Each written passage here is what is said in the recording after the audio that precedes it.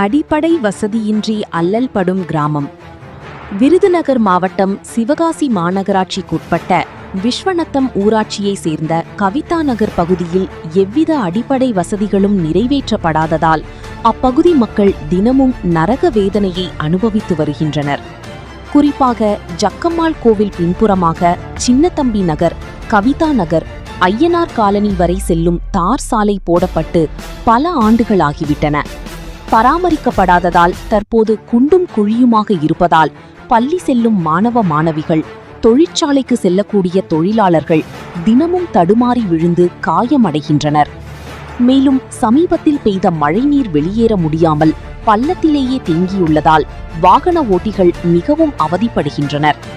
மேலும் இப்பகுதியில் குப்பை தொட்டிகள் அமைக்கப்படாததால் சாலை ஓரங்களில் குப்பைகள் குவிக்கப்பட்டுள்ளன. பல மாதங்களாகியும் அப்புறப்படுத்தப்படாததால் நோய்கள் உருவாகி வருகின்றன.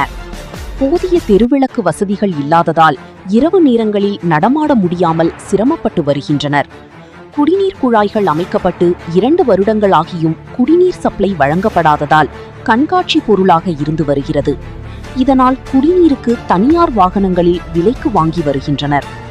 சம்பந்தப்பட்ட அதிகாரிகள் குடிநீர் குழாயில் குடிநீர் சப்ளை வழங்கவும், சேதமடைந்த தார் சாலையை முழுமையாக சீரமைக்கவும், குப்பைகளை உடனுக்குடன் அப்புறப்படுத்தவும் உரிய நடவடிக்கை எடுக்க வேண்டும் என இப்பகுதியை சேர்ந்த மக்கள் கோரிக்கை விடுத்துள்ளனர்.